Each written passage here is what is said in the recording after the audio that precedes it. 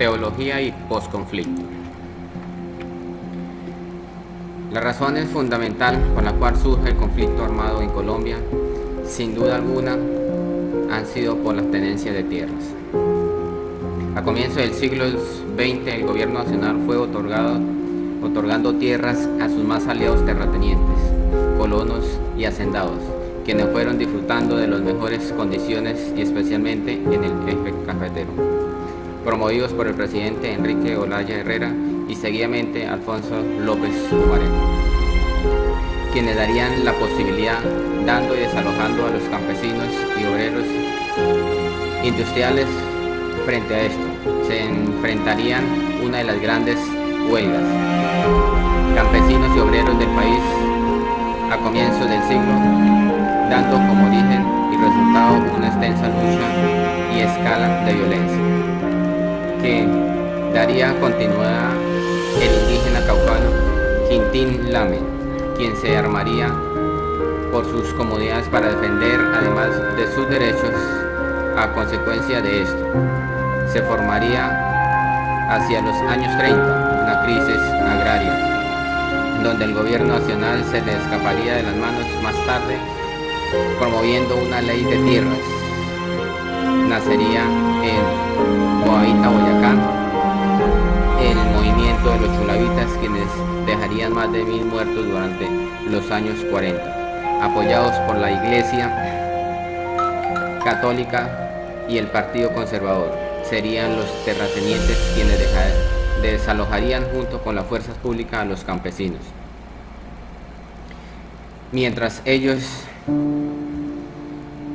creerían la Unión de Trabajadores de Colombia junto a algunos sindicatos independientes.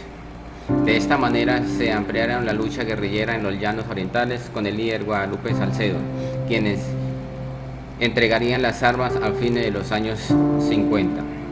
El progreso del ferrocarril, el café, el petróleo daría como inicio un respiro frente a la violencia que terminaría por una parte, frente a la presencia del presidente Gustavo Rojas Pinilla, quien a través de una dictadura trataría de enfrentar los problemas del país. Esto no terminaría frente a la muerte del líder social Jorge Eliezer Gaitán. Los partidos conservadores y liberales asumieron el poder por más de 20 años, uno a uno, dejando de lado los movimientos políticos de izquierda, como la Alianza Nacional Popular, quienes sería el padre de los grupos guerrilleros más fuertes, como el M-19, el EPL y seguidamente la FARC, quienes, afectados por las leyes del Estado, el gobierno y la presencia del ejército en sus injusticias, como en el caso de Marquetalia, continuarían por largos años. Y además en el 76 la masacre de las bananeras, donde morirían más de 200 obreros a causa de una avanzada del ejército para enfrentar dicha huelga. Nacerían en los 80 los narcotraficantes, quienes, aprovechando la ausencia del Estado, cultivarían por más de 20 años cultivos ilícitos. Hacia los 80 el EPL y el M-19 se enfrentarían en procesos de paz que tendrían resultados hacia los años 90. El paramilitarismo entraría en su consonancia en el inicio de una seguridad privada llamada Convivir, para darle frente a los ataques guerrilleros llamados paramilitares, y que se continuarían por más de 15.000 personas armadas en las diferentes partes del país. Hacia el 91, la Constitución Política de Colombia traería de recomponer un poco la organización social después de un fallido proceso de paz en el Caguán.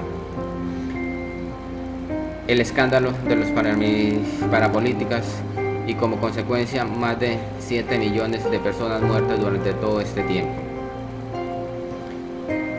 Las víctimas serían quienes exigirían memoria, verdad, justicia y reparación. Ya sería para preguntarnos qué pasará con las víctimas y victimarios del conflicto armado en Colombia.